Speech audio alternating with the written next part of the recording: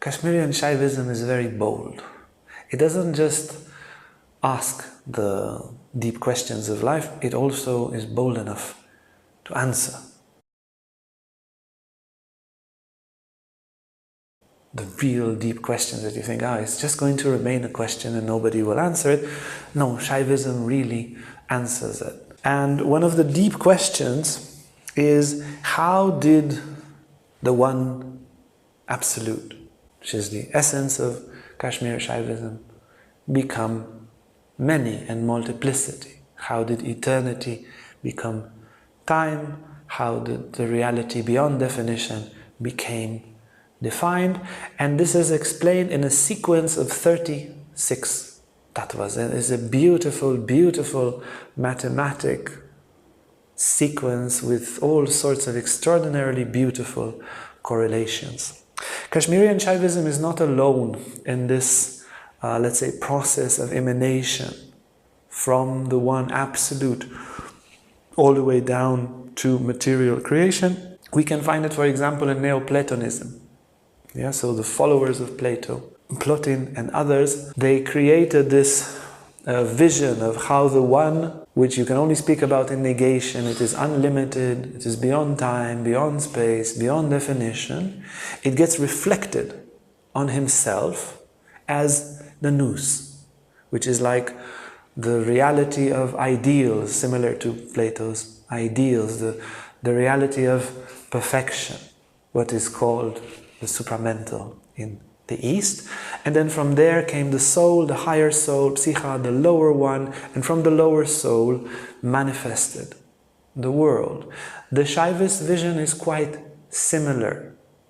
There is the high spirit, the pure Tattvas, and then they get down through what is called Maya Tattva, which turns, is like a black box that turns the endless, infinite, eternal into time, space, limitations, definitions. In Kabbalah, similar structure is given. There is first the Ein, or nothingness. There is, again, this image of God beyond any definition. Nothing you can say on it. And from Ein comes Ein Sof, or endless, or no end in Hebrew. Ein is nothingness and Sof is end. And from that, Ein Sof or endless light, which is a condensation of infinity to infinite light. And from infinite light, the godly attributes and the tree of Sefirot, 10 in the Jewish tradition, but with the 22 Hebrew alphabet as their connective points, they become 32, or Netivot Lev. In Kashmiri Shaivism, 36. And the vision, the first 5 Tattvas, what is called pure Tattvas, are happening in pure infinity. And there is the manifestation of pure consciousness, Chit Shakti, as Shiva, reflected. There is a game of Prakasha and Vimarsha. The original light reflects on himself, as in Neoplatonism. Shiva looks in the mirror, and the mirror is Shakti, the feminine, the eternal masculine consciousness looks at the eternal feminine, which is Ananda, or bliss. And from that, from their union, there's like a game of vibration, appears a third vibration, which is Icha. Here we have Sadashiva Tattva, the third Tattva, the third building block, which is the desire, the wish to create, without knowing what on earth I'm going to create. And then that desire gets concrete in Jnana Shakti, Ishvara Tattva, the fourth, which kind of knows what manifestation is about to come, and that concretizes itself, the combination of the will, there's another pair there, the will and the knowledge mixed together in Kriya Shakti, or the power of action, Shuddha Vidya Tattva. That is the power that will act to make creation. But nothing is created yet, but there is a wish. Everything is still beyond definition, is pure light. And then that wish enters that magnificent Maya Tattva, the cosmic illusion that makes the infinite look like finite. Did you notice how things look finite? No, everything looks finite. Is anything finite? Nothing is finite. Everything is infinite. But you take an infinite line here, an infinite line there, an infinite line there, and together they can form a triangle, which is finite. You take three infinities, and they can create an apparent of something finite, but everything is infinitely small and infinitely big. And yet it looks like that. And then eternity becomes time, the vastness of endless space becomes a limited space. And these manifestations of Maya are 5 limitations. Limitation of space, time, power, knowledge, happiness. At the high Tattvas, power is limitless. You want something, it happens. Time is limitless, eternal. Happiness is limitless. And when you go down, happiness depends on something. Knowledge is partial, time is partial, space is limited. Everything becomes limited. They are the next 5 tattvas. They are called kanchukas, or armor. And then the process continues to condense, and it creates Purusha, the individual, the soul. Now the story begins. Before, there was only a trans-individual reality. There was just the unity, and then we have Anu, the atom, the soul.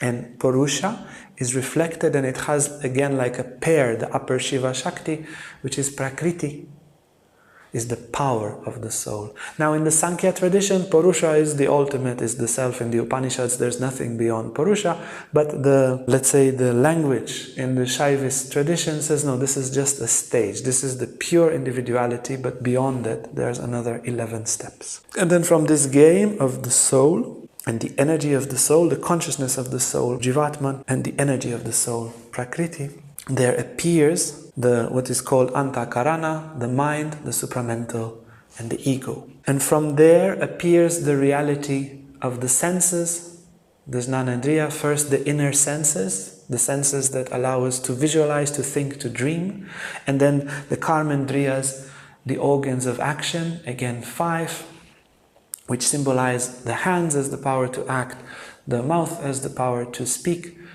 of all communication, the reproduction organs as all reproductions, the legs as all locomotion, as all movement, even if if you're a snail and you don't have legs, there is still a manifestation of movement through that particular universal energy, and then that manifests again in the Tanmantras, which are the physical, well, actually they are energetic senses, but this is what we perceive outwardly.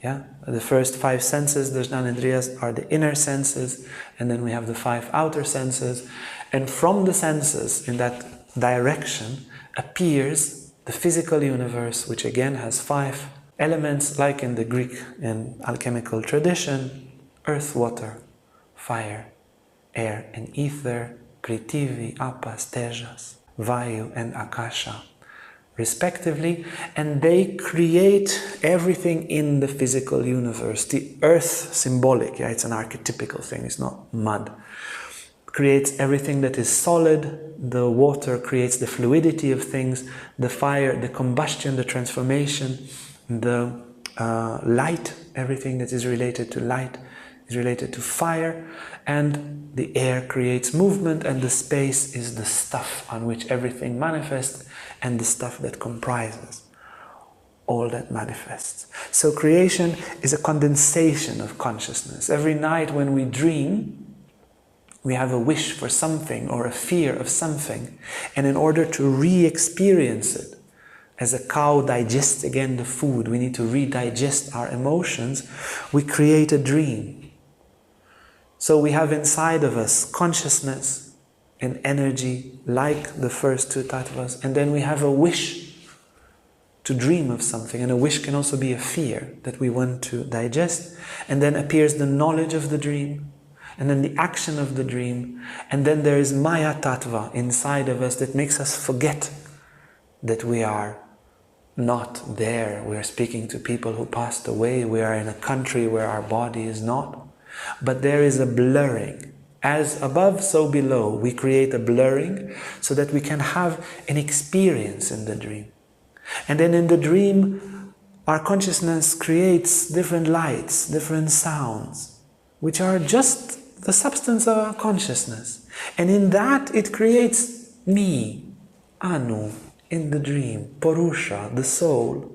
We create a universe in the dream. Sometimes it can be a small universe like a room, and sometimes a bigger one. And a timeline, we create a past and a future in the dream.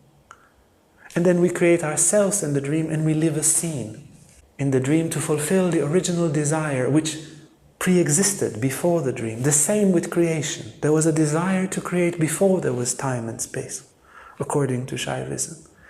And then in the dream we create senses. And there is people which are but our own consciousness, but they look real to us so that we can experience something in the dream.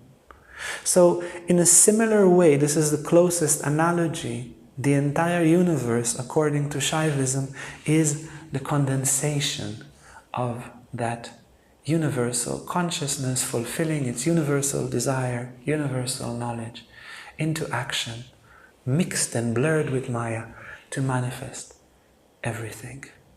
If you like this video and want to learn more about Tantra, about yoga, about psychology, emotional healing, lives of saints and the scriptures, then hit the bell, like, subscribe, and you'll never miss an upload. Thank you so much.